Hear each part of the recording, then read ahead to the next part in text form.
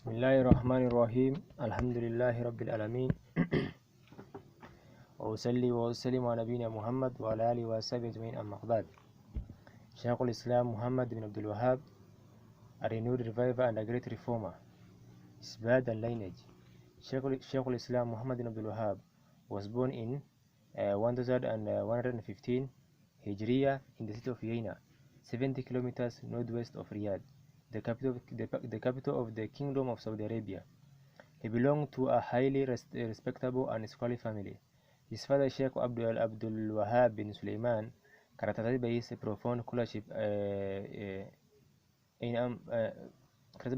scholarship and righteousness, inherited an exalted status from his ancestor, Shaykh Sulaiman bin Ali, the chief of the scholars and well-versed in teaching, writing, and giving verdict. Education. Shaykh al-Islam acquired his primary education from his esteemed father at his native place and was nurtured under his guidance. He was intelligent enough to memorize the Quran by heart at the very tender age of 10 only. He read the books of tafsir, exegesis, hadith, and fiqh. From the very outset, he was greatly interested in studying the works of early scholars, particularly those of Shaykh al-Islam ibn Taymiyyah and his noble disciple Allama ibn al-Qayyim. He went through all those books and well grasped the contents. On attaining the age of maturity, he set out to perform Hajj at Makkah and derived benefit from the scholars there.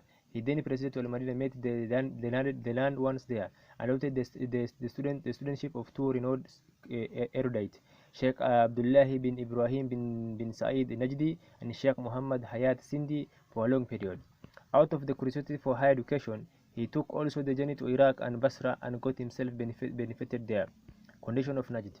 In those days, the people of Najd were badly indulged in polytheistic deeds and un-Islamic practices. They were completely overwhelmed with polytheism. The graves, trees, stones, caves, evil spirits, and insane persons were regarded as deities.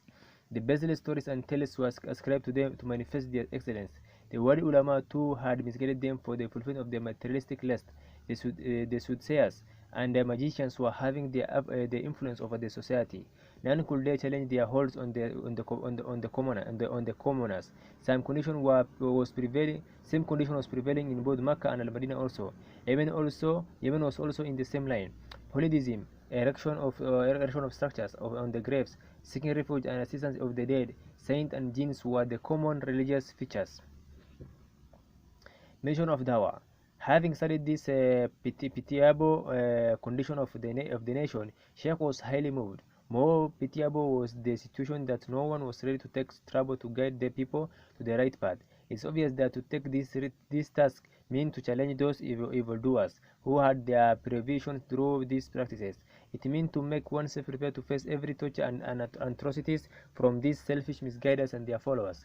But Shaykh resolved to make every effort to fight against the circumstances up to the extent of jihad. Shaykh started his mission. He invited the people to the Tawheed Islamic modernism and guided them to the Quran and Sunnah. He urged upon ulama to strictly follow the Quran and Sunnah and drive the issues related from them. He forcibly contradicted the blind following of any scholar of the ulama in preference to the Quran and Hadith. Shaykh was a man of courage and enthusiasm. He started his preaching, made correspondence with religious scholars, inviting them to lend helping hands in education of the prevailing absurdities and defilement in religious matters. A number of scholars from Makkah, Al-Madinah, and Yemen accepted his invitation and supported him, but apart from them, there were also such ignorant and selfish scholars who criticized him and kept themselves aloof. The so-called learned ones arose against Shaykh as they were being affected by his dawah in terms of their worldly gains. Even then, he took the journey to different places to convey his message to the people given to error. Traveling through Zabir, Ahsa, Huraymala, he reached Uyayna. Arrival at Uyayna. That was the period when the rule of Uyayna was Uthman bin Ma'mar. He welcomed Shaykh gladly and assured him every help in his mission of Islamic dawah. Shaykh devoted himself to great work of reformation for the sake of Allah. He gained the popularity far and wide. People started resorting to him in large numbers. He became engaged in their guidance and teachings. Shaykh, however, continued his struggle to free the environment from all the defilement and pollutions. There were numerous tombs, graves, caves, trees, etc., which were worshipped by the Muslims. With the help of Amir Uthman bin Ma'mar, most of them were exploited by Shaykh. He became engaged in purifying people from polytheism and heretic rituals, Uyayna and its surroundings. In the meantime, a woman came to him for her purification from the sin of committing adultery. Investigations were made as to whether she was mentally sound or not, and also that whether she had choice for the punishment under some pressure or voluntary. When it was confirmed that she was doing that voluntary out of repentance, Shaykh ordered for the regime to kill by throwing stones punishment for adultery. Owing to this event, dismantling of tombs, self-surrendering of the woman for punishment, and migration of the people in Vienna to seek guidance from the Sheikh, the reputation of Sheikh spread far and wide. Exit from Vienna and entrance to the Riyah. When the ruler of Alsa and its surroundings, Suleiman bin Urayr, came to know about the popularity of Sheikh among the people, he became afraid of the growing strength of the Sheikh and resolved to crush him at very outset, lest he should overthrow him from his power. So he threatened Amir Uthman, with whom Sheikh was living, and asked him to kill the Sheikh. Amir Uthman was not in a position to withstand Suleiman, hence he became panicky, apprehending that if he disobeyed his order, he will punish him and overpower him. He made Sheikh acquainted with the whole situation and submitted him to migrate to any other places, and Sheikh migrated from Vienna to the Riyah. The people of the Riyah knew the Sheikh very well, and they were also aware of his mission. When the ruler of the Riyah, Amir Muhammad bin Saud, came to know about the arrival of the Sheikh in his territory, he was much pleased and visited him at his place. Muhammad bin Saud belonged to a pious family and himself was a practical Muslim.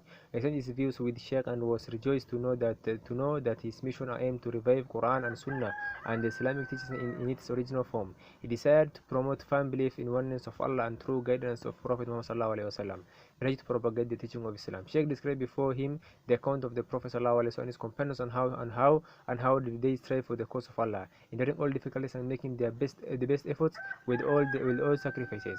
Sheikh persuaded the Amir also to the same and assured him of Allah's pleasure in the hereafter and his favor and victory in this world. Ibn Saud, being convinced by the Sheikh, agreed with him and promised him his full support to him and to his mission, provided when Allah will bless him with victory, he will not leave him. Sheikh also gave his word to this effect, and thus Ibn Saud gave Sheikh his pledge to propagate the teaching of Islam, especially to heed the oneness of Allah, mobilize Muslims for jihad, fighting for the cause of Allah, emphasize the adherence to the Sunnah of Allah's Messenger sallallahu alaihi wasallam, enjoying the good deeds and forbid the evils. Sheikh invoked Allah to be his guide and bless him to be firm in his determination and to give him every success in this life and the hereafter. The Riyah, the center of Da'wah.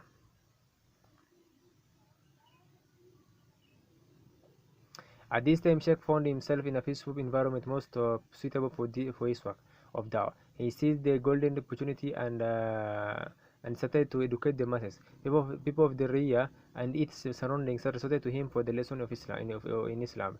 Amir Muhammad bin Saud presented himself before the Sheikh as one of his students of Islam along with the members of his family. The Riyah was crowded with the people visiting for learning. Sheikh started teaching, preaching, and invited people to Allah. He undertook the task of delivering lectures on different areas of knowledge, namely Tawhid, Islamic monotheism, exposition of Quran and Sunnah, knowledge of fiqh and Arabic language, etc. Thus the Riyah turned into a center of learning and da'wah, and people started migrating to it in a large number. The concourse of people and far-reaching effect of his mission made him far-famed, which rendered his enemies into jealous. They started false propaganda against the Sheikh and even blamed him of blasphemy and branded him as indeed and a sorcerer. Sheikh was a man of courage. He did not care for these blames and continued his mission with full enthusiasm. He even debated his opponents in the best manner and in a polite way. This attitude proved very effective and rendered his opponent to be his supporters. Sheikh, along with his work of da'wah, planned for jihad against Wahhabi Buddhism and heretic ideas and practices, and invited people of all ranks to join in this mission. Delegates from every corner of the Arab Peninsula visited the Riyah to pledge their support to Sheikh and to take lessons of true modernism of Islam.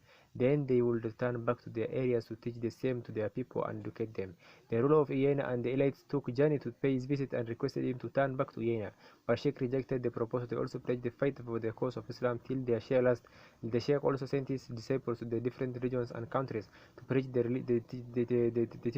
teachings of Islam based only on Quran and authentic hadith of the Prophet ﷺ, corresponding to the rulers. Sheikh drew the attention of the rulers and the scholars of each region towards the politicization and heresy in which the people were indulged and invited them for their education. For the purpose, he stepped into correspondence. He wrote letters to the rulers, elites and scholars of Najd, Riyadh, Kharj, towns of the southern region, Qasim, Hayel, Washim, Sudair, etc. He also wrote to the outstanding ulama of Ahsa, Makkah and Medina, outside the Arab Peninsula. He made correspondence with the land figures of Syria, Iraq, India, Yemen as well. He maintained his communication with them, explained them the aims and objects of his mission, substantiated the point with Quran and Sunnah, and invited their attention towards the eradication of such analytical beliefs and practices in the masses. Sheikh's mission spread far and wide. A large number of scholars and other people throughout India, Indonesia, Afghanistan, Africa, Morocco, Egypt, Syria, Iraq, it is a great influence and attracted toward his dawah. They also stood up in their own regions with a great zeal and enthusiasm to invite the people towards Allah and to the pure and basic teaching of Quran and Sunnah, free from heresies and misinterpretation. Dead. Shaykh dedicated his whole life for this da'wah and jihad with his utmost sincerity, and with the help of Muhammad bin Saud and his son Abdul Aziz, the rulers of the Riyadh. He breathed his last on the last day of the month of Dhul Qaeda in 206 Hijriya. Ainam. Impact of the as a result of the continued vigorous struggle and jihad in the way of Allah for a long period of about 50 years, from 1158 to 1206 Hijriya, a complete victory over the Najd was gained. People abandoned worshipping graves, tombs, shrines, trees, etc. and all the more they deserted all of them and embraced the pure faith of Islam. When the following of the forefathers, ancestors, and traditions invoked was abandoned, and Sharia was revived and established, obligatory duties were being observed in the light of the Quran and Sunnah. A framework for enjoining good and forbidding bad ones was instituted. Mosques began to be visited by people in abundance by performing salat. Peace and tranquility prevailed everywhere in towns as well as in villages. They became safe even in the desert and on lonely ways. The ignorant and notorious Bedouins molded their conduct. The preachers and preceptors were sent to every corner to teach and educate the common people. Thus, a true revival of the complete region came into existence. After the expiry of Shaykh, his sons, grandsons, disciples, and supporters continued the work of da'wah and jihad in the way of Allah. Among his sons, the most ardent in this activity were Shaykh Imam Abdullah bin Muhammad, Shaykh Hussein bin Muhammad, Shaykh Ali bin Muhammad, and Shaykh Ibrahim bin Muhammad.